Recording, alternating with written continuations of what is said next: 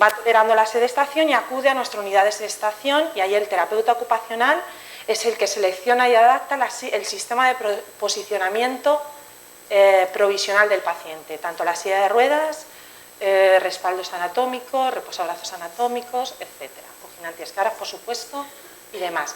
Y una tercera fase es la fase de rehabilitación activa, en la cual el paciente ya acude al departamento de terapia ocupacional, y ahí nos planteamos conseguir, por supuesto, la máxima independencia en todas las OBDs a través de lograr la máxima funcionalidad del miembro superior, tanto con actividades de rehabilitación como todo el tratamiento postural del que voy a hablar luego de lleno.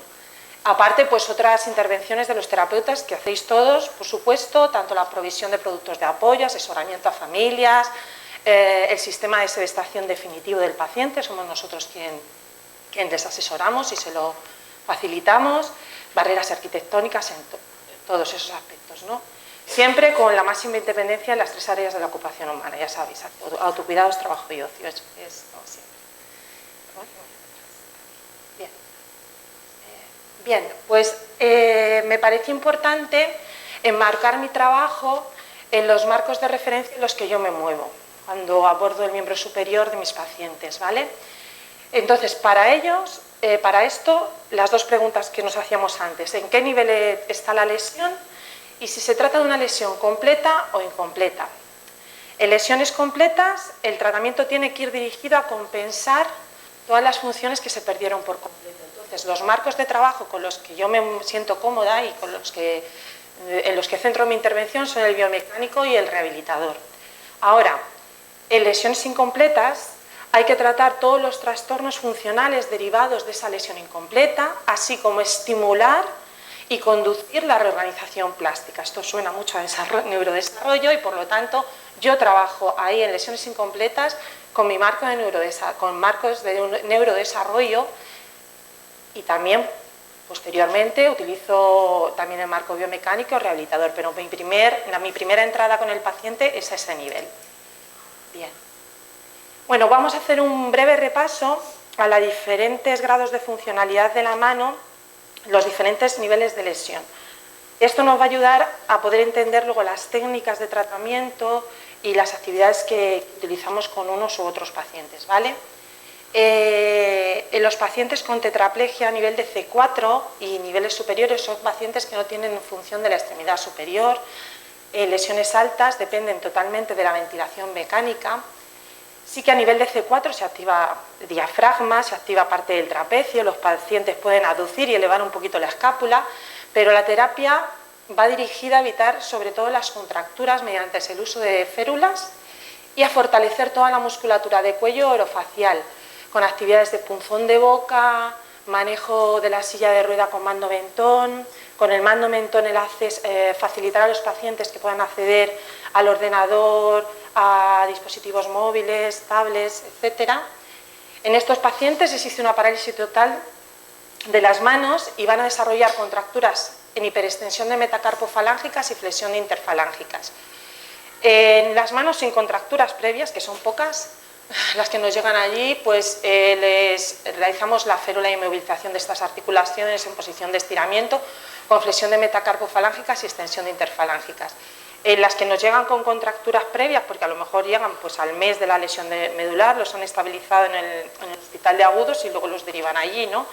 En las manos, pues eso, que ya nos vienen con alguna deformidad, hay que hacer un buen análisis de la mano, profundizar bien en cómo se encuentra esa mano y diseñar la férula según las necesidades y morfología de cada paciente. Siempre con el objetivo de que se consiga un máximo estiramiento de todas las estructuras acortadas, pero sí que es necesario un análisis muy individualizado y sobre todo a estos niveles de lesión. En C5 pues ya se nos empiezan a activar músculos, pues aparecen sobre todo el bíceps y el supinador largo como flexores de codo, ¿vale? Pueden levantar la mano hacia la cara y nos proponemos con ello sobre todo el aumentar el rango articular y fortalecer musculatura de cuello, hombro y brazo. Actividades asistidas siempre para la prensión de la mano y el tratamiento del edema también son aspectos a tener muy en cuenta. Pueden manipular estos pacientes objetos agarrándolos entre las dos muñecas, equilibrarlo sobre la mano girada hacia arriba o utilizar ortesis que unos objetos a la mano. Pues esta se la diseñé yo a un paciente pues para que un cuchillo, una adaptación para que pudiera cortar la comida. Es una adaptación que bueno, pues eso, hicimos, ¿no? Siempre se benefician de férulas y ortesis adecuadas, ¿vale? A nivel de C6 pues empiezan a aparecer más músculo ahí, ¿no? El pectoral se activa y nos va a facilitar mucho a los pacientes a nivel de AVDs que se puedan voltear en la cama y les va a proporcionar mayor estabilidad proximal a la hora de incorporarse.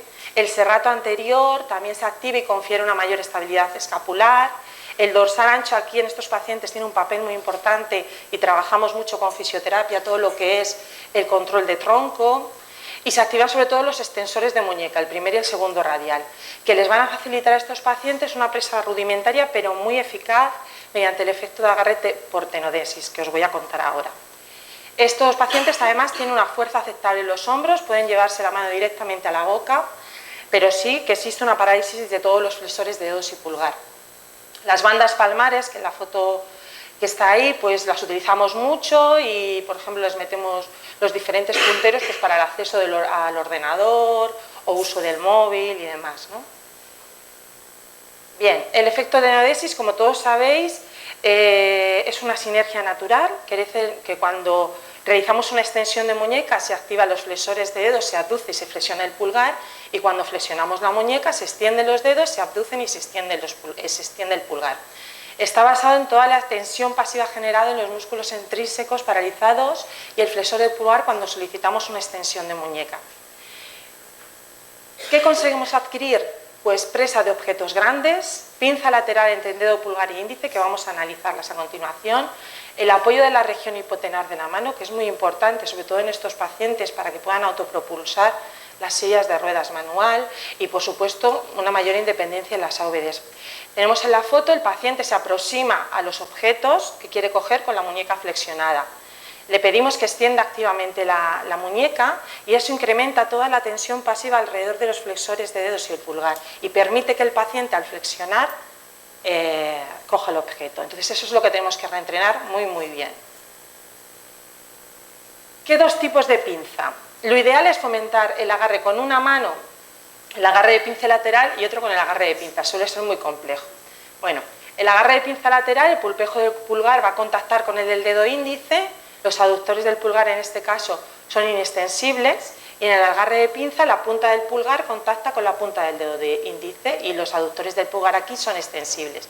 En esta segunda es un control motor más fino que en la anterior, pero la primera es mucho más potente y más funcional, a mi entender. ¿Cómo yo puedo potenciar la fuerza de agarre en la pinza lateral? Pues ¿cómo la potencio? Disminuyendo la extensibilidad de todos los flexores extrínsecos de las manos, es decir, induciendo un acortamiento. ¿Y cómo lo hago desde terapia ocupacional? Pues con todas las actividades de rehabilitación y con todo el tratamiento postural que debemos hacer, del que vamos a hablar ahora, con todas las férulas que les ponemos a nuestros pacientes. Bien, seguimos avanzando. Las tetraplegias a nivel de C7, pues se activa el tríceps como músculo clave en la extensión del codo. Hay flexores de muñeca, extensores de dedos, pero parálisis en los flexores de dedos y el pulgar. Son capaces de extender los dedos, pero siguen dependiendo del agarre tenodesis para la manipulación, ¿vale? Para la función de la mano. Se benefician, por supuesto, de férulas, productos de apoyo, cirugía. Bien. En C8 ya se añaden los flexores de dedos, participando la falange distal y el flexor largo del pulgar. Aquí ya no van a utilizar el agarre tenodesis, pero hay una importante parálisis de toda la musculatura intrínseca de la mano y esto deriva en un control muy limitado de la motricidad fina de la misma. La terapia va dirigida sobre todo a reforzar flexores de dedos y el pulgar y se benefician, por supuesto, de ortesis, productos de apoyo y cirugía. Aspectos antes de entrar en el tratamiento postural, aspectos a tener en cuenta, así muy brevemente, en la rehabilitación del miembro superior, primero con músculos parcialmente paralizados y luego con músculos que no están paralizados. En músculos parcialmente paralizados, lo primero que tenemos que controlar es la espasticidad mediante movilizaciones muy cuidadas. Hay que saber cómo movilizar la mano de un paciente con tetraplegia. Os he puesto esta imagen por señalar algo, pero por ejemplo, cuando tenemos que movilizar las interfalángicas en extensión, siempre deben estar el terapeuta o el fisio que movilice, debe tener conciencia de que la metacarpofalángica y la muñeca tienen que estar extendidas, flexionadas. ¿Por qué? Porque si no, no estamos induciendo ese acortamiento, al revés, estamos estirando toda la musculatura flexora de la mano y nuestro trabajo se va al traste. Entonces, cuando hablo de movilizaciones muy concretas y sabiendo que movemos, vaya.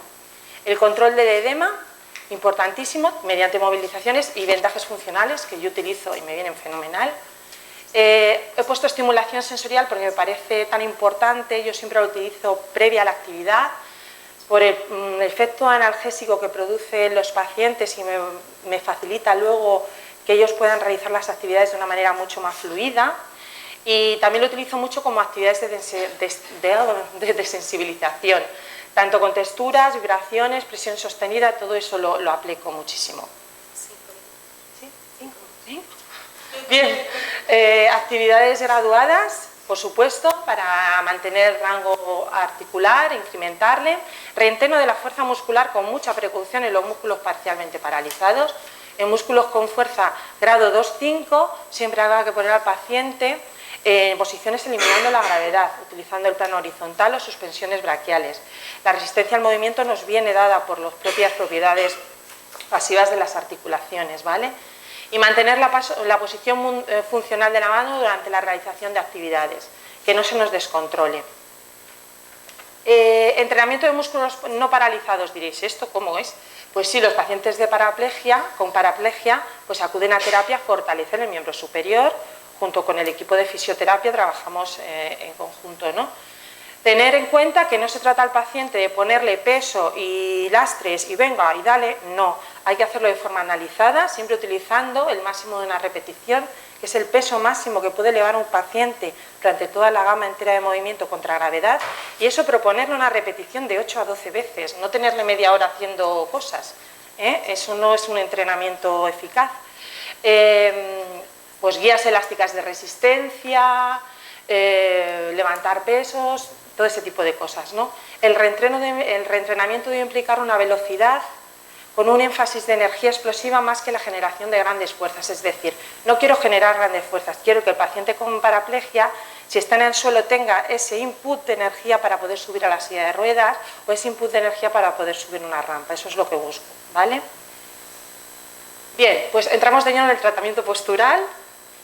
Cuando nos encontramos con muchas complicaciones en el miembro superior con lesión medular, un tratamiento postural inadecuado nos puede llevar a todo esto. Los codos en flexión, antebrazo en supinación, hiperextensión de las metacarpofalángicas, se rompe todo el arco longitudinal de la mano y una atrofia importante en inminencia hipotenar y espacios interóseos. En terapia ocupacional utilizamos muchas férulas y aquí señalo las más importantes. El tiempo era limitado y no me daba mucho más, pero bueno, las que con más frecuencia usamos, vaya. Las férulas de Heidelberg, que es esta especie de guante de boxeo que posiciona la mano, ahí lo tenéis, con el objetivo de mantener una posición funcional de la mano, permitir la extensión de muñeca, mantener todos los balances de las metacarpofalángicas libres, la amplitud del primer espacio interdigital y facilitar en etapas posteriores el aprendizaje de la pinza por efecto tenodesis, lo que os comentaba antes. ¿Cómo se las colocamos? En lesiones completas, de C1 a C4, 2 meses por si aparece algo de movimiento. De C5 a C6, cuando aparece extensión de muñeca, las quitamos. En C7, C8 no se colocan. En lesiones incompletas, hasta el inicio de la extensión de muñeca. No hay que ponerlas si hay heridas o la mano está hematosa, siempre bajo prescripción médica, se coloca con horarios y hay que revisarlas periódicamente. Los rodillos, pues es, como le veis, en forma de cono truncado, nos posiciona la mano, ahí lo tenéis detallado. Los dedos están flexionados en las 3 articulaciones, el rodillo se coloca entre los dedos y la palma, el pulgar en aducción apoyado lateralmente sobre la base del cono y siempre con una ligera desviación cubital y dorsiflexión de muñeca para aumentar la tensión de los tendones flexores. Nosotros vamos siempre a eso. Bien, se colocan conjuntamente con las férulas de Heidelberg, 3 horas rodillo, 3 horas férulas de Heidelberg, ¿vale? Esa es la pauta. Las indicaciones de C1 a C4, 2 meses, C5 y C6 y C7 es donde tienen la mayor importancia, en C8 no se ponen. Bien, las precauciones, no se trata de darle el rodillo al paciente y olvidaos del rodillo neurológico con pacientes con ictus, esto no tiene nada que ver, es un objetivo totalmente diferente, ¿vale? Pero aún así, cuando les colocamos los rodillos, no se trata de darle el rodillo al paciente y que la enfermera se lo coloque allí y ya está, no, hay que colocarlo correctamente, que cada esparadrapo siga la alineación de cada dedo, que todos los esparadrapos confluyan en la línea media de la muñeca, que los dedos queden bien apoyados sobre el rodillo, bien centrados, evitando inclinaciones cubitales o radiales no deseadas y con los dedos dirigidos y flexionados hacia el semilunar, para que fomente una buena prensión de la mano. Hay que vigilar que no se produzcan rojeces y tener la piel hidratada y limpia. Otra férula que utilizamos es la extensión de codo, sobre todo en C5. En C5, ¿por qué? Porque tenemos bíceps y supinador largo, pero no tenemos tríceps, entonces los pacientes desarrollan esto. El objetivo es mantener la extensión de codo, con dos objetivos principalmente, corrector y preventivo. Corrector, si el flexo ha aparecido, utilizaríamos vendas de escayola con férulas seriadas para ir ganando, y preventivo, si no ha aparecido, pues con férulas preventivas y utilizamos el material de Dynacast. La posicionamos siempre por encima del vientre del bíceps y por debajo de la mitad del antebrazo, el antebrazo siempre en pronación y posición neutra, nunca en supinación. La pauta son 3 horas de tratamiento o 3 horas de reposo y hay que revisarlas periódicamente, no se colocan nunca si hay herida. Otra ferulita que utilizamos, las férulas de extensión de muñeca, sobre todo en pacientes de C1 a C5 y en C5 y en C6 cuando la extensión de muñeca es débil. Es una ortesis pasiva que soporta la muñeca en una extensión de 30 a 45 grados. Yo la realizo en piel e integro una pletina o bien en la zona dorsal o palmar en función de las necesidades o morfología de cada paciente, pero también las hago en neopreno y en termoplástico, en función de lo que el paciente necesite, vaya. Por último, las férulas posturales, ya sean estáticas estabilizadoras o dinámicas, casi siempre en termoplástico. Las estáticas estabilizadoras con el objetivo de mantener pues, todo el apoyo y el alineamiento de las articulaciones, para prevenir contracturas, para prevenir la rigidez en extensión de los dedos, para compensar la musculatura debilitada, bueno, ya lo sabéis todo esto, ¿no? En lesiones de C5 a C6. Y las dinámicas, sobre todo en lesiones de C6 a C7, pues para aprovechar toda la fuerza residual para facilitar o bien la oposición del pulgar en la pinza lateral y el efecto tenodesis. Bueno, pues he llegado al final, menos mal, así un poco corriendo. Y nada, os he puesto aquí unas frases que me parecen muy importantes, tanto para los pacientes con lesión medular y es extrapolable yo creo que a todos los pacientes que acuden a nuestros departamentos, ¿no? Primero, que el secreto de la atención al paciente no está en saber muchas técnicas, ni muchos abordajes, ni mucho tecnicismo, sino que realmente en interesarse por él. Realmente tú qué quieres, te voy a explicar lo que te puedo hacer como terapeuta y vamos a llegar a un consenso y obtener el máximo beneficio. En eso está el quid de la cuestión. Siempre es necesario un cuidadoso estudio neurológico de cada enfermo, una exhaustiva exploración de la situación funcional y motora que permite orientar correctamente nuestro tratamiento. Hay que hacerlo todo, vamos a analizar, vamos a valorar y a partir de ahí empezamos a tratar. También está que una buena predisposición a explicar las anomalías y lo imprevisible en el tratamiento de nuestros pacientes es lo que nos permite continuar aprendiendo. Aquel paciente que de repente no funciona lo que estás haciendo habitualmente y no es que lo habré hecho mal o no, entonces pues no, voy a intentar entenderlo, voy a intentar probar un montón de cosas que aunque tenga todo el equipo en contra y me digan que no, que eso no puedes hacerlo, pues a lo mejor a este paciente le viene bien y ¿por qué le tengo que cerrar yo la puerta? No soy yo nadie para coartar oportunidades, ¿no?, a los pacientes. Y un requisito indispensable, siempre adaptar la terapia al paciente, lo que os decía, y no el paciente a la terapia. Bueno, gracias por vuestra atención, que yo sé que ha sido como muy pesada.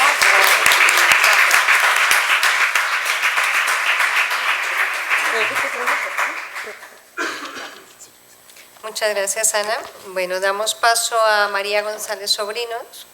Ella es terapeuta BOBAT, formada en integración sensorial, Perfetti, Affolter, basal estimulación, INN, que es integración de la neurodinamia en neurología, en biotensegridad, ¿lo digo bien, María?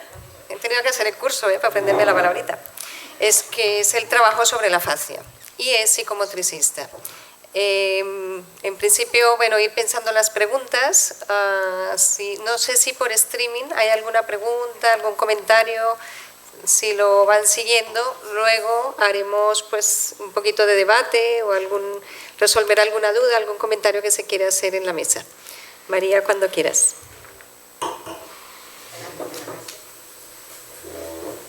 Lo primero de todo, buenos días a todos, gracias al colegio, a toda la junta por... ¿No se me oye? No habré tenido, o no lo tendré, lo tengo abajo, ¿no? Por favor, estas son mis cosas, no espero. A ver. Motricidad fina y manipulación en mí, ausentes. Hay que hacer el curso. Bueno, voy aprovechando, dando las gracias al colegio por darme la oportunidad de estar aquí y poder hablar de mi experiencia profesional, ¿no?, en el mundo de la neurorehabilitación. También a los que estáis, ¿no?, por sacrificar un día de vuestro tiempo libre, ¿no?, o profesional para poder escucharnos, ¿no?, a los profesionales que estamos hoy aquí reunidos. Las gracias a Ana por seguir ilustrándome en este complejo mundo, ¿no?, de la lesión medular. Yo me muevo más quizás en pacientes con otro perfil, por eso también la charla que os pretendo dar a continuación quizás va a girar más al paciente con ictus, con lesión medular, ELAS. A lo largo de mi vida profesional me he encontrado con muy pocas lesiones medulares, por eso tampoco voy a entrar en ese área y además para eso hemos tenido a Ana, ¿no?, que es un privilegio haberla escuchado. Y bueno, yo siempre digo, mi carta de presentación es también no solo, ¿no?, lo que he podido adquirir, ¿no?, a nivel teórico, en la formación, en muchas formas de intervenir con el paciente, no solo con lesión en el sistema nervioso central, sino la experiencia clínica, ¿no?, y también lecturas, bibliografía, que he llevado a cabo también a lo largo de estos años que han compuesto mi vida como profesional, ¿no? Y también dar las gracias a cada uno de los pacientes que han pasado por mis manos, porque realmente cada vez que salen en este caso, de mi gabinete, es muy de agradecer, ¿no?, el tiempo prestado, el que yo les doy y sobre todo el que ellos me dan para seguir continuamente creciendo. Y bueno, también gracias a mi actividad formativa, ¿no?, como docente, sobre todo ahora en el mundo de la neuro, también la gente que tengo detrás mío o me escucha en los cursos me sigue enseñando todos los días, ¿no?, y me sigue aportando todos los días. Pues ahora, sobre todo, ¿no?, para que os situéis donde estoy yo ahora mismo, he pasado por muchos dispositivos. Actualmente me manejo sobre todo en el mundo privado, tengo un gabinete mío en propiedad. No solo trabajo en el gabinete, también trabajo en el domicilio del paciente, que me parece el lugar y el entorno ideal, ¿no?, para acabar de generalizar y contextualizar el máximo rendimiento de cada uno de nuestros pacientes. Y este año comencé con un mini proyecto de una escuelita donde no hablamos ni de inclusión ni de integración, sino hablamos de trabajo y adaptación a cada perfil de cada niño, y no hay que poner ningún tipo de nombre más, ¿no?, a este tipo de trabajo, porque cuando se adapta y se personalizan, la atención que damos a quien sea, y aquí también meto a nuestros pacientes, no hace falta poner, ni como digo yo, ningún otro añadido. Y empiezo la intención con a ver, es aquí, ¿no?, y no estoy enfocando, ha pasado antes también, ¿no?, lo mismo hemos apagado el... Ah, vale, perfecto, ya está, no, es lo mío, paso al revés, dislexia. Pretendía también daros una visión un poquitín general, ¿no?, de cómo es este enfoque que yo llamo sensoriomotor dentro de la neurorehabilitación funcional, pero lo que sí tengo claro es el punto de partida, y el punto de partida es entender, ¿no?, este paciente con una lesión en el sistema nervioso central, donde no va a haber un impacto solo sobre una función, por eso nuestros abordajes cada vez, ¿no?, tienden más al holístico y integral, sino que vamos a tener impacto a nivel sensitivo-motor, pero también visual, perceptual, a nivel cognitivo, a nivel de la comunicación y el lenguaje, y pongo en letras mayúsculas comunicación, y a nivel también emocional y conductual, que va a mermar, ¿no?, su calidad de la participación, su calidad de vida y también la de los familiares, que forman parte, ¿no?, de este trío tan importante de trabajo, paciente, terapeuta, entorno familiar y social. Por ello, cuando nos planteamos la intervención sobre este tipo de pacientes, no la podemos centrar en el abordaje de una sola función, sino tenemos que entenderlo de esta manera holística y integral.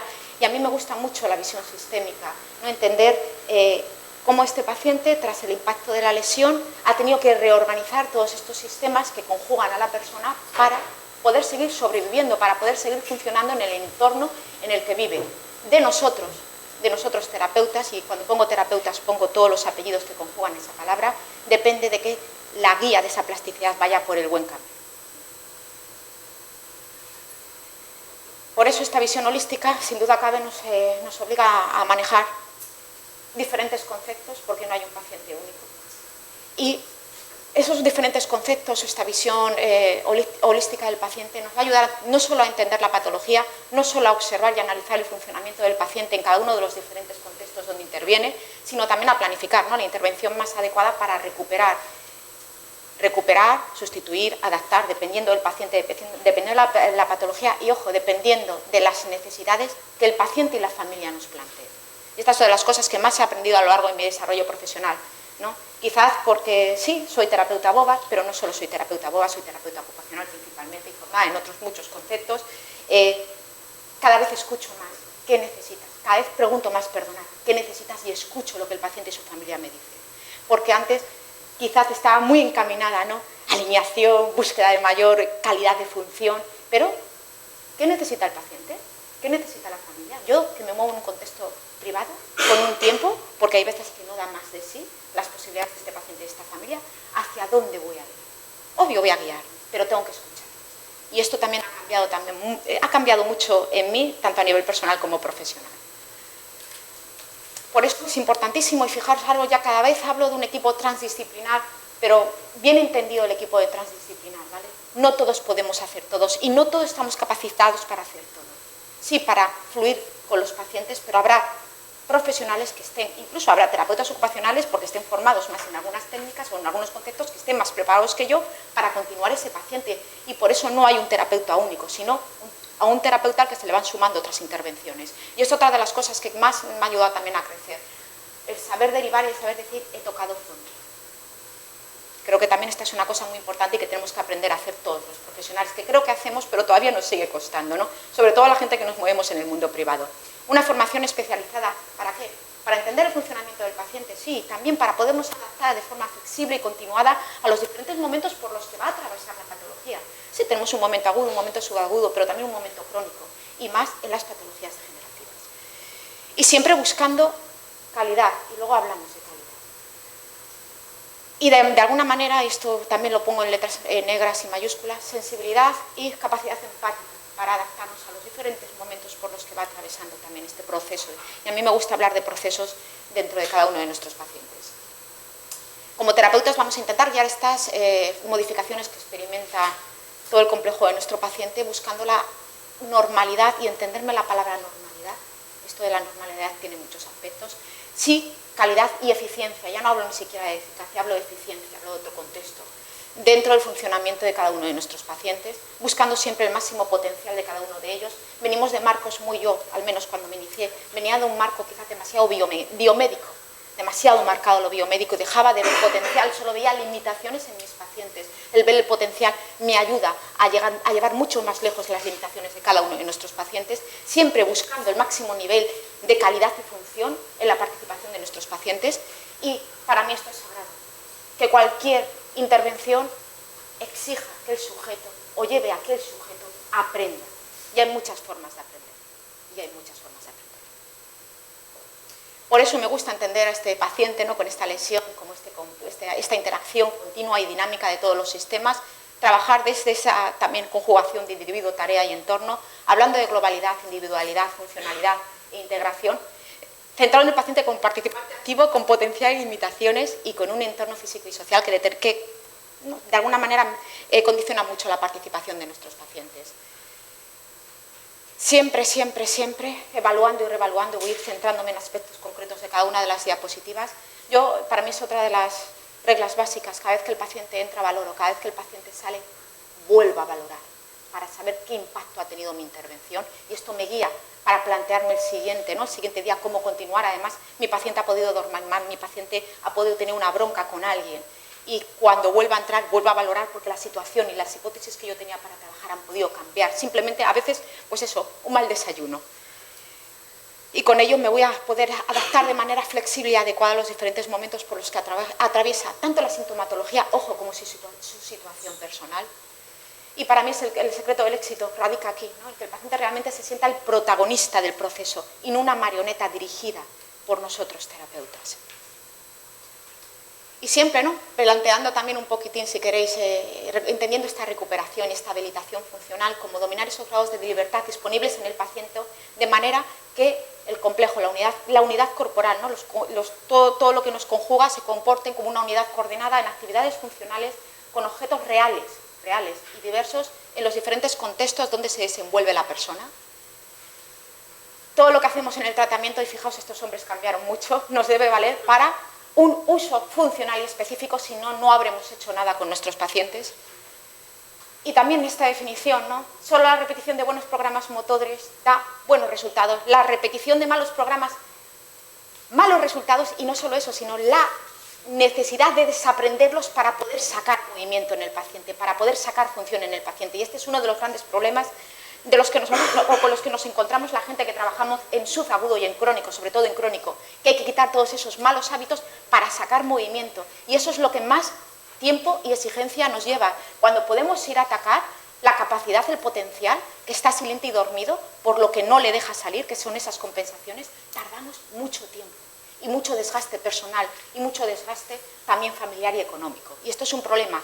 Y pasaría porque cada vez hubiese más profesionales especializados trabajando en planta desde el minuto 2 de que ocurra la lesión, como ocurre en otros países de Europa.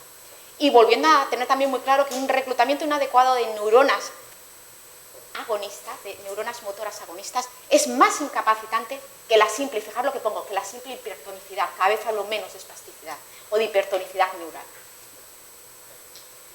Que los cambios, todos los cambios que ocurren por plasticidad, como dicen todos estos autores, pueden llevar a la recuperación y adquirir, ¿no?, funciones afectadas por la plasticidad adaptativa, pero al mismo tiempo a desarrollar compensaciones, malos hábitos y actividad disturbada, esa plasticidad maladaptativa.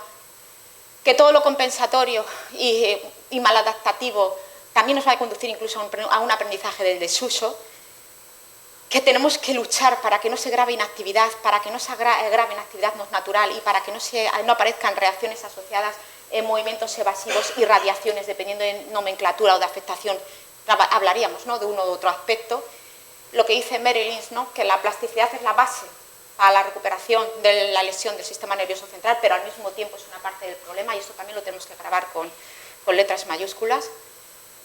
Que tenemos que buscar una recuperación funcional, un uso dependiente, y que experiencias de comportamiento bien guiadas después del daño cerebral protegen neuronas y redes neuronales que nos permitirán seguir recuperando y seguir avanzando. No solo buscar independencia, que cualquier situación, cualquier actividad se pueda convertir en un medio terapéutico que ayude a la recuperación de las funciones perdidas por la lesión, que cuando nuestros pacientes se aseen, se duchen, coman, salgan por el medio, eso haga, la manera de cómo lo hacen contribuya de manera activa a la recuperación del paciente. Hablar de nuevo este continuo, de este proceso de entendimiento de lo que está ocurriendo con el paciente y por los diferentes momentos por los que atraviesa sus funciones, los cambios dinámicos que se producen en los tejidos conectivo y neuromuscular. Ya le hablo un poquito de esto, qué es eso del tejido, de la biotensibilidad, qué es eso del tejido conectivo. Me atrevo porque ahora cada vez está más en boga esto de la fascia, pero no solo de la fascia, ¿no?, que fijaos, Vesalius en 1548 ya la dibujaba como algo que no entendía que ocurría, pero estaba ahí como una malla continua, igual que la piel es otra malla continua, igual que el tejido nervioso es otra malla continua y el vascular es otra malla continua, que nos están diciendo no puedes trabajar solo una parte, tienes que trabajar la globalidad del paciente. A mí me gusta mucho Thomas Meyer y esos 12 meridianos que él explica para entender esta parte de la biotensibilidad, que es una lectura que os recomiendo. Ahí tenéis unas disecciones, ¿no?, centrándonos en el miembro superior de la fascia que recubre todo este aspecto, y también dibujado, ¿no?, junto con las líneas funcionales del brazo, continuando y uniendo todo el miembro superior con, fijaos, toda la musculatura, bueno, toda la miofascia que recubre la musculatura abdominal y conectando con la hemipelvis contralateral, explicando muchas de las situaciones, de las sinergias que ocurren en nosotros de manera funcional y adaptativa.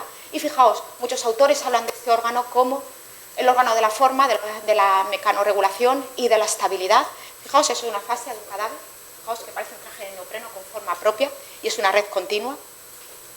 También hay autores, y en esto cada vez hay más evidencia, no solo clínica, sino también científica, que han descubierto que por cada 10 receptores, por cada 10 usos neuromusculares que nos encontramos en el músculo, tenemos 10 más en fascia, 10 Golgis, 10 corpúsculos de Ruffini, Pacini y terminaciones nerviosas intersticiales. Por eso este autor dice, aunque nosotros pensemos que nuestro cerebro está prestando atención al músculo, el cerebro está pensando en la fascia.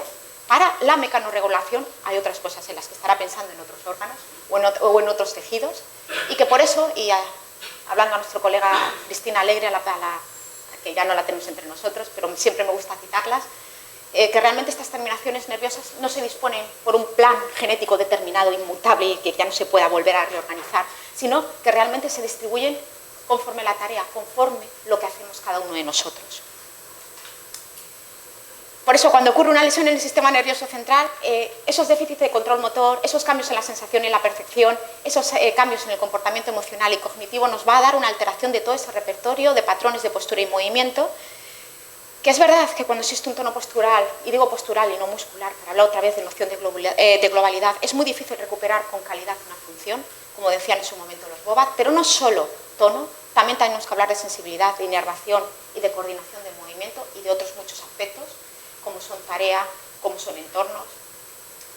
Que Magnus nos decía que el sistema nervioso central refleja fielmente y en todo momento el estado de la musculatura de nuestros pacientes, pero me quedo más con nuestros pacientes a través de su postura y su movimiento, con la forma que tienen en participar en las AVDs, nos están diciendo cómo está su sistema nervioso central. No siempre necesitamos un TAC para entender lo que está pasando en nuestros pacientes.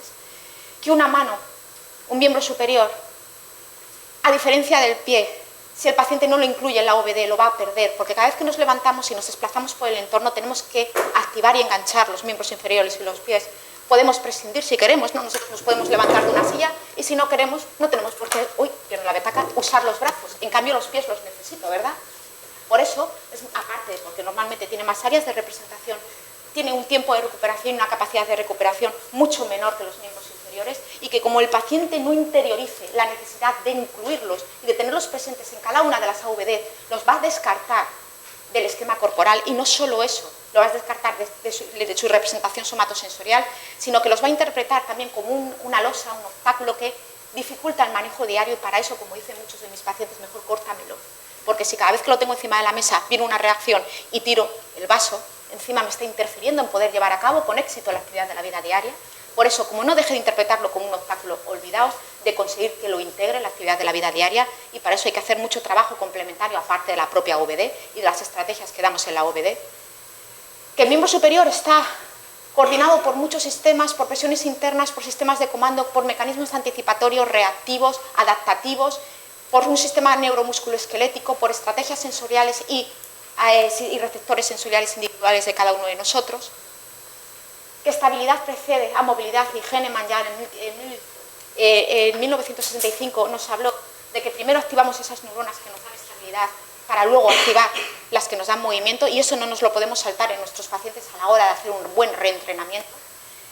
Que tenemos que tener en cuenta el control postural para trabajar sobre el miembro superior, si no vamos a dejar muchas cosas, y control postural trabajamos junto con nuestros colegas los fisios, porque dentro del control postural también hay una importante participación de los sistemas vestibular, propioceptivo, táctil, visual, que condicionan, ¿no? Si no se integran bien, que condicionan que luego podamos tener una función con calidad de ese miembro superior y de toda la cadena que conjuga este miembro superior.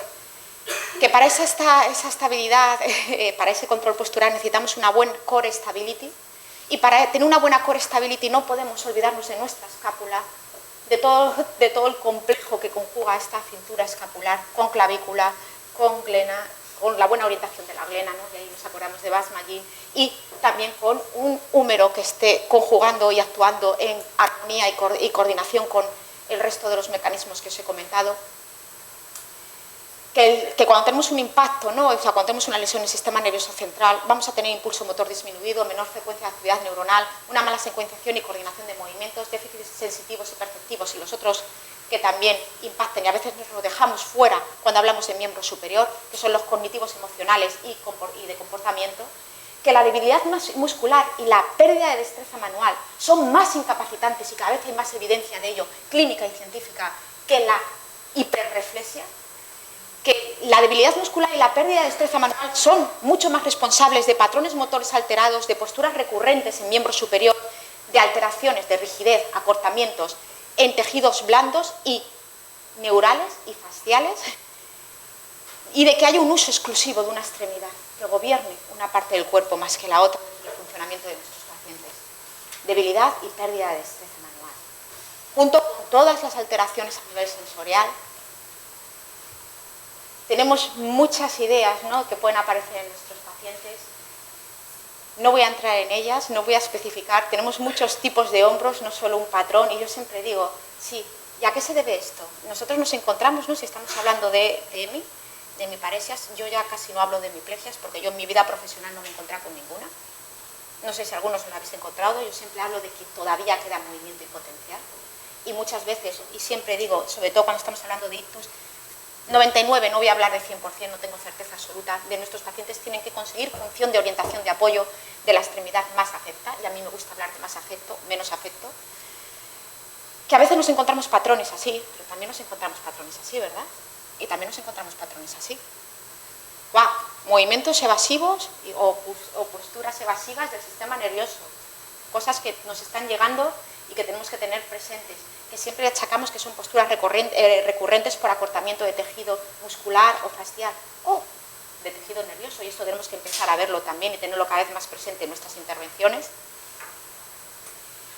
Que cómo utilizar ese miembro superior, que sí, lo que sí tengo muy claro y lo que también me ha pasado a lo largo de mi desarrollo profesional es que como deje que el tronco compense, no voy a poder recuperar muchos de los movimientos presentes, pero no despiertos todavía del resto de la extremidad superior.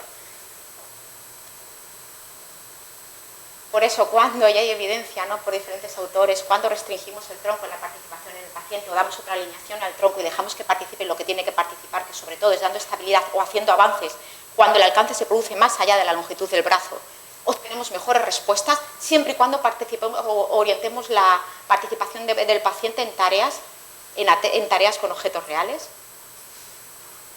No nos olvidemos de la pierna. Cuando vamos a hacer alcances, hay una actividad bastante importante del miembro inferior, del mismo lado donde vamos a llevar a cabo el alcance, que por eso entrenar también marcha, entrenar otro tipo de aspectos, nos ayudan a que la función de alcance mejore y vaya mucho más allá, porque ocurre cada vez que damos o vamos a coger algo, se activa un fondo postural en la pierna, ya os digo, del mismo lado del lugar del alcance. Y no nos olvidemos de todos esos ajustes posturales anticipatorios y reactivos, y por eso necesitamos tener objeto real delante y que mi paciente tenga claro lo que tiene que hacer para poderlos activar y poderlos anticipar. Y ahí vuelvo a insistir, ¿no?, con esta documentación, ¿no?, la importancia del objeto real para conseguir una buena performance cinemática dentro de los movimientos de alcance. Y de lo que cada vez se habla más, ¿no?, de la incorporación temprana en el tratamiento de la mano, con postura y actividad adecuada, insisto, que nos va a ayudar a que la persona se oriente hacia ese lado, que nos va a ayudar a estabilizar el cuerpo en el espacio. Muchos de mis pacientes crónicos tienen muchas alteraciones de percepción visoespacial que no estamos teniendo en cuenta en el tratamiento, y antes enseñaba un vídeo de un paciente que simplemente daba la mano, ponía contacto de su mano sobre la mano de su mujer, y su movimiento a la hora de desplazarse cambiaba por completo cuando lo hacía él solo, y eso tiene una parte perceptual muy importante. Y una activación de la mano que sea suficiente para disminuir dentro del ictus la actividad flexora. Otra cosa son las lesiones medulares, que para mí la neurorehabilitación funcional de miembro superior mano engloba muchas áreas, engloba estiramiento de tejidos blandos, sobre todo en la fase en la que yo suelo encontrarme con los pacientes, facilitación de la actividad muscular a través de ejercicios activos simples. Y ahí tenemos también a todos nuestros colegas, os hablará Miguel, ¿no?, de imaginería, ayudándonos y aportándonos cada vez más herramientas. Un entrenamiento específico de la sensibilidad táctil propioceptiva, la comprensibilidad, que nos la dejamos muchas veces fuera, la dinamoestesia y la comprensibilidad del objeto. Muchas veces entrenamos con objetos duros porque son además a nivel perceptivo mucho más orientativos para el paciente, pero en nuestro día a día también hay objetos que se deforman y que cuando caminamos todavía se deforman más porque incide más gravedad. Y tenemos que tenerlo en cuenta a la hora de hacer un buen entrenamiento de la sensibilidad. Y obvio, en el alcance sin visión, vosotros sabéis dividir esto o separar esto. La visión tiene que estar. Por eso, claro, Perfetti evoluciona hacia tercer grado, ojos abiertos. No podemos hacer un entrenamiento de la sensibilidad sin tener en cuenta la visión si estamos hablando del miembro superior, porque es absurdo, no tiene sentido. Entrenamiento de alcance y equilibrio, o sea, dentro de la tarea y utilizando objetos reales, de alcance y equilibrio, de la destreza manipulativa, la práctica manipulativa, siempre incrementando velocidad y precisión en los movimientos de nuestros pacientes, buscando movilidad selectiva y, muy importante, práctica bimanual. práctica bimanual. María, Insisto. perdona, tenemos que ir Cortamos. cerrando. Va como una moto. Solo Porque para tengo cerrar, confianza, me meto con ella, pero si para no, no me cerrar, atrevería. para cerrar, y sin dejarme prevención de hombro, no podemos seguir encontrándonos los hombros que nos llegan a nivel crónico, robótica, entrenamiento computerizado, realidad virtual y todo lo que nos aportan nuestros colegas, y contexto real. Manejo 24 horas, esa es la clave del éxito, y siempre lo digo, que el paciente y su familia entiendan que pueden hacer algo para mejorar su situación, que deben de hacer algo para mejorar su situación. ¿Quiénes somos nosotros? Los que lo hacemos posible y necesario, y los que vamos a permitir, a través de la facilitación, con el elemento que sea, entorno, trabajo directo sobre el paciente, ayudas, adaptaciones, permitiendo que eso ocurra y poniéndoselo fácil al paciente. Y siempre digo, haciendo con el paciente. Haciendo con el paciente. Y lo último, y para cerrar, y ya voy directa, me importa mucho, que había, sí, siempre me lo dicen, había mucha presentación. Siempre digo que lo importante no son las habilidades del paciente durante la sesión de tratamiento, de terapia o de tratamiento, sino su generalización al contexto real. De nada ha servido mi intervención, por muy maravilloso que haya sido, porque incluso después de 4 años que haya conseguido movimiento selectivo distal en mano, si luego el paciente cuando se lo lleva a casa no lo incorpora. Yo, como terapeuta, me hubiera considerado que esa sesión, si el paciente dice, luego no mejoré, cuando él vuelve al día siguiente me dice, luego no noté mejoría, no noté que esto me ayudó a conseguir permanecer, por ejemplo, sentado durante la hora que como, sin tenerme que levantar porque empieza un dolor y no puedo y el brazo se vuelve. Si el paciente no me dice que ha notado mejoría a este nivel, es que mi trabajo quizás necesite, por mucho movimiento que haya conseguido, necesite otra orientación.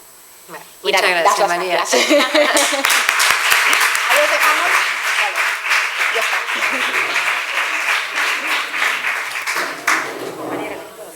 Bueno, ya os anticipaba que tenemos ponentes de verdad con mucha experiencia, con mucho ánimo, con mucho gusto de querer contar todas las cosas.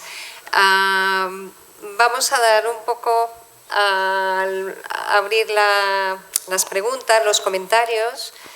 No sé si hay alguien en sala, veo que hay pacientes, de verdad que nos alegra mucho que nos estén acompañando, también algunos familiares se han ido acercando, algún parte del personal del hospital, de verdad que da gusto que podamos compartir este día de la terapia ocupacional, el Día Mundial, con nuestras jornadas.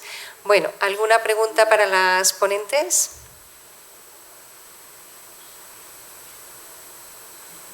Vale, tenemos por aquí una, un segundo. Tuve una hemorragia cerebral por una preeclampsia y ahora estoy en la fase de rehabilitación. A mí me llamó la atención lo que decía sobre integrar el cuerpo entero en la rehabilitación. Eso me lo planteaba yo desde el principio también cuando me empezó a enganchar, ¿no? esta gestión de mi propia enfermedad, ¿no? Y eso es muy difícil de hacer por el tiempo que dispone, ¿no? el rehabilitador. ¿Ustedes qué recomiendan en cuanto al tiempo que hay que dedicarle a la rehabilitación integral de todo las extremidades, ¿no? No solamente del miembro superior, que es lo que tú ponencia esta colación, ¿no? Te contesto y luego Ana, si quiere, complementa mi intervención, porque además Ana también ha trabajado no solo con lesión, ¿no? sino también ha tenido experiencias con otras alteraciones del sistema nervioso central. 24 horas. Manejo 24 horas. No solo es la intervención que yo puedo hacer sobre cualquiera de mis pacientes, sino las estrategias y cómo le enseño a realizar las actividades a él o a sus familiares. Para mí eso es una de las partes más importantes de mi intervención, y aprendí que si dejaba 5 minutos de la sesión, los 5 últimos minutos de la sesión, a enseñar estos aspectos, ¿no? A elegir las actividades más adecuadas y a enseñarle cómo realizarlas al paciente y cómo asistir a sus familiares. Y en esta parte de cómo asistir a los familiares, capacitarles para que se sientan seguros manejando, porque una de las cosas que más, bueno, yo por lo menos lo que me encuentro, ¿no? Que les da miedo a los familiares es hacer daño y sentirse competentes, que no se me vaya a caer, que si dónde pongo la mano dependiendo, a ver si yo no dedico una parte muy importante de mi intervención a cuidar y a tratar y a enseñar bien estos aspectos, por muy buena intervención que haya hecho, no va a haber impacto, no va a haber buen aprendizaje motor, porque todo esto es un proceso, un continuo que dura 24 horas. Y por eso dejé de dedicarle pocos minutos a esta parte y empecé a dedicarles momentos centrales de mi sesión, y otra de las cosas que hago es ese plan terapéutico con el paciente y su familia, elegidos y establecidos por ellos, guiados por mí, por mi consejo y por mis conocimientos, y revisiones constantes para seguir comprobando que lo están realizando de la manera adecuada, y no solo eso, sino también para adaptar los cambios que se van produciendo a todos los niveles, ¿no? Ya sea porque vamos ganando o bueno, porque el proceso es un proceso degenerativo que nos está ganando el terreno y hay que volver a reorientar nuestra intervención. Por eso hablo de 24 horas. Sí, normalmente conmigo, que desgraciadamente en este momento actual me encuentro sola, no tengo todavía colega fisio compartiendo gabinete, me toca hacer una intervención global a mí, y estoy normalmente no menos de hora y media con adultos, con niños, estaría hablando de otro tiempo. Si esto no se continúa en casa, tengo muy claro que la intervención no va a llevar a nada, o va a llevar a muy poco. Y creo que podemos llegar mucho más lejos hablando de este manejo 24 horas del paciente y dándole una importancia central en nuestras intervenciones. Y para eso está el equipo, está la buena comunicación del equipo con el paciente, capacitarle para que se sienta también que tienen las mejores competencias y herramientas para enfrentarse a su día a día, y la familia del paciente. Bueno, hola. Mira, yo te comento mi experiencia ahora con lesión medular y anteriormente pues con daño neurológico. Como dice María, muy importante que la familia esté entrenada y que siga pues las 24 horas en la medida de lo posible. Yo tampoco quiero estresar a mis pacientes, entonces bueno, hay que tener tiempo también para descansar, para el ocio, para estar con amigos, que es muy importante, ¿no? Pero yo creo que la fórmula ideal, que ojalá pudiera realizarla yo en mi entorno laboral o demás, creo que por la mañana una buena sesión de rehabilitación, tanto de fisioterapia, terapia ocupacional, logopedia, 45 minutos cada disciplina, y si pudiéramos meter por la tarde otra sesión, quizás más cortita, ¿no? A lo mejor media hora de cada profesional, estaría estupendo. El resto, la familia, sí, claro, sobre todo a la hora de la vuelta a casa, que es tan importante, porque yo tuve la suerte cuando trabajaba con pacientes neurológicos, y ahora también los llevo aparte en el ámbito privado, el poder llevarme a mis pacientes a su entorno, a su casa, a la hora del alta, y seguir con ellos trabajando.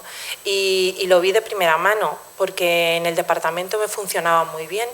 Habíamos conseguido independencia de las AVDs, la mano fluía, y llegar a casa y el primer día de sesión los pacientes están bloqueados. Y creo que mis pacientes y todos, o sea, no saben.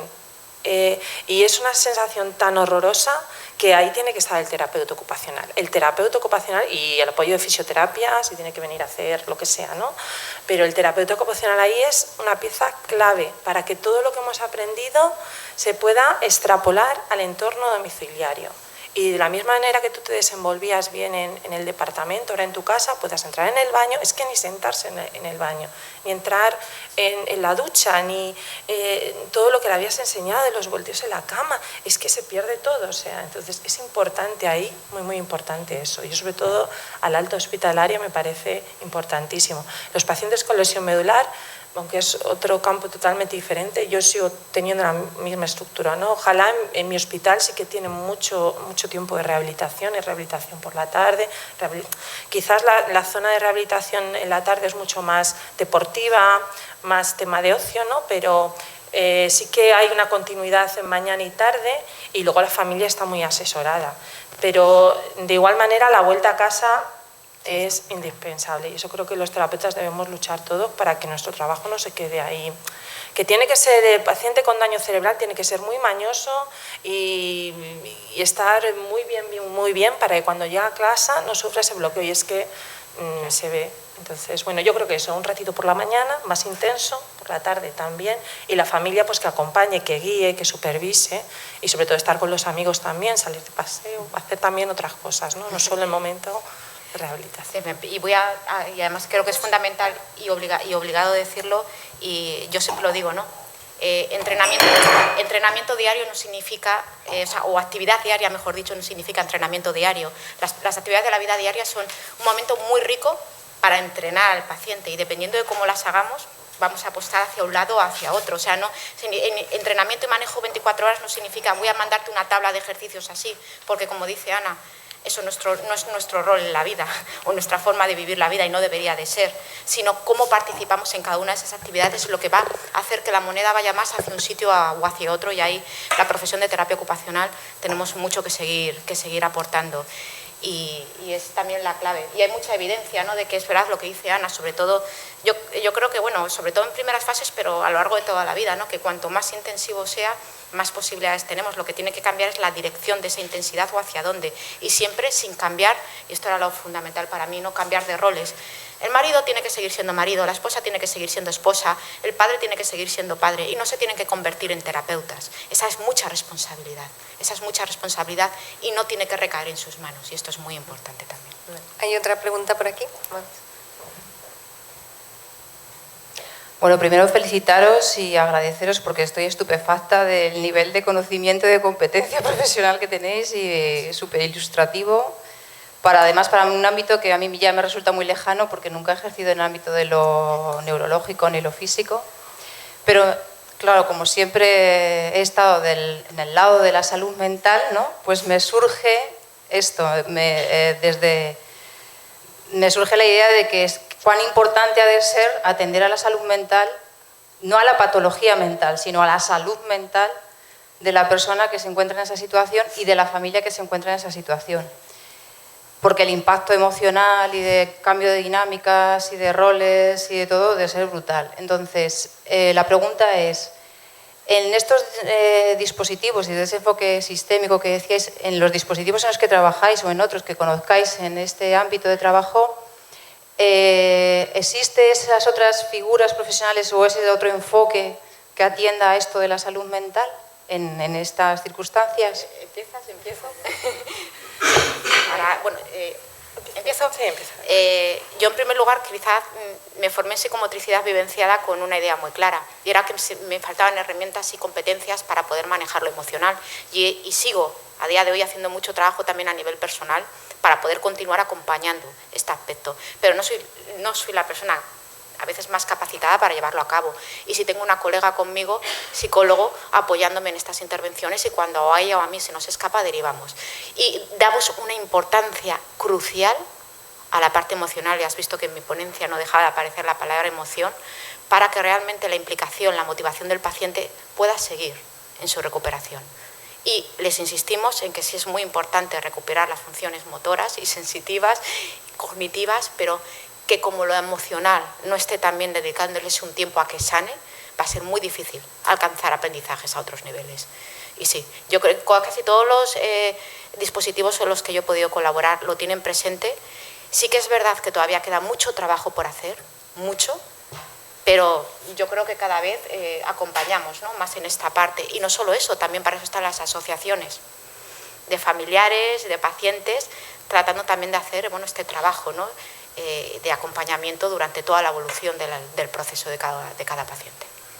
Yo te comento, en el hospital tenemos un equipo multidisciplinar y transdisciplinar estupendo, entonces contamos con la ayuda de varios psicólogos, neuropsicólogos, y que están abordando estos aspectos. Con respecto a terapia ocupacional, yo creo, nosotros en nuestro departamento trabajamos muy directamente con las familias, y yo puedo ver ese dolor y ese impacto que supone el quedarte en una silla de ruedas cuando tú estabas funcionando bien sin ningún motivo. Eso es algo tan duro que el paciente queda destrozado, pero el paciente está en su momento de enfermedad, con sus expectativas de rehabilitación, está encaminado, pero la familia está totalmente perdida, descentrada.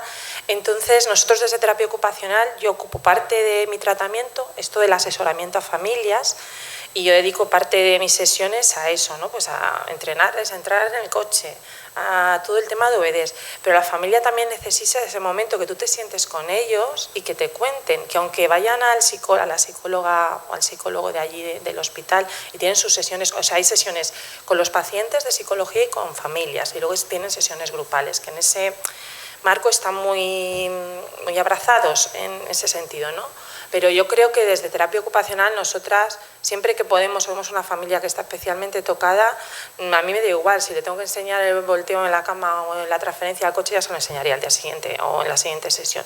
Si él necesita hablar, pues familias, yo que sé, que estás en pleno momento vital y tu marido se ha quedado en silla de ruedas con una tetraplegia tremenda, tú tienes a 2 niñas pequeñas con un nivel económico ahí y te ves desbordada por este tema que me está contando esta chica, de la silla, de las ayudas, de la adaptación de la casa.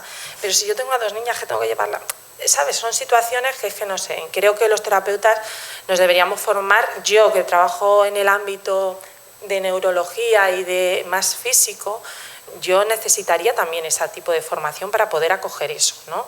Que el psicólogo lo está haciendo, el neuropsicólogo, todo el mundo está interviniendo, pero quizás en terapia ocupacional, como nuestro trabajo es tan de tú a tú y tan de tarea cotidiana y se establece esa buena relación con los pacientes y con los familiares, pues ellos ahí vuelcan.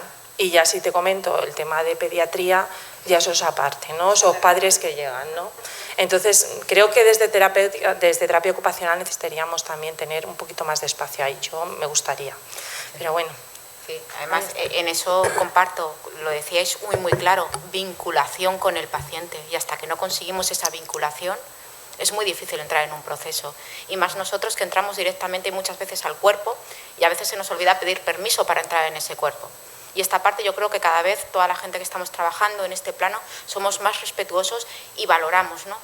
Esta parte, respiremos, primero por lo menos una mirada, un acogimiento, claro, y ya entramos. La propia lesión ya es una agresión al cuerpo. Empezando por ahí. Y el tratamiento puede vivirse como otra agresión al cuerpo, ¿no? Entonces yo creo que requiere de mucho cuidado, ¿no? Y muchos de nuestros pacientes llegan con experiencias terapéuticas muy dolorosas de otros sitios derivados, y lo primero que, nada más acercarte, lo primero que ves es una reacción de rechazo, ¿no? De rechazo porque han sufrido también dolor. Como veis, hay muchas ganas, insisto, eso está muy bien. Os recuerdo que estamos celebrando nuestras terceras jornadas de terapia ocupacional de Baleares.